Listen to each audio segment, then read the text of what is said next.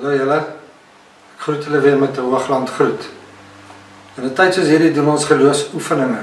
En die doel daarvan is om 'n bepaalde leefstyl in te oefen, sodat ons gesond kan bly. Maar vandag gaan ek die fokus 'n bietjie skuif.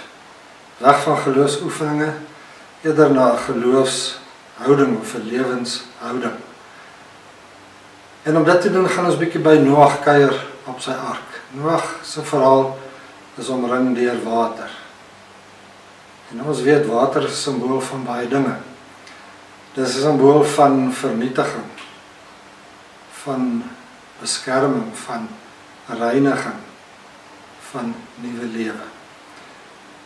En hierdie verhaal kan ons na kyk verhaal met twee komponente. Aan die een kant is daar 'n skrikwekkende trauma wat gebeur. God wip hom vir mense want hulle is korrup, hulle is verrot, hulle doen allerlei verkeerde goed. En God sê hy is baie jammer, hy het spyt oor hoe die mens geskep het. En daarom besluit om die mens te vernietig deur 'n vloed. Dis skrikwekkende gebeure. Maar hierdie verhaal wat 'n einde is ook die verhaal van 'n begin. God maak 'n nuwe begin met Noag en sy mense.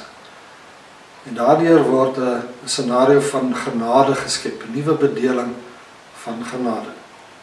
Here red Noag en sy mense omdat hy hulle begenadig het.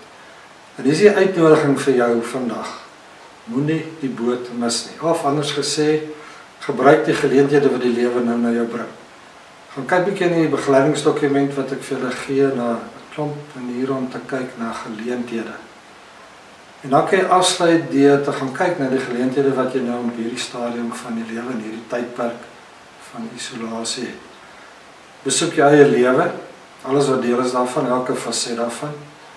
Jou persoonlike lewe, jou verhoudingslewe, jou werk, jou sosiale lewe, elke faset wat deel is daarvan.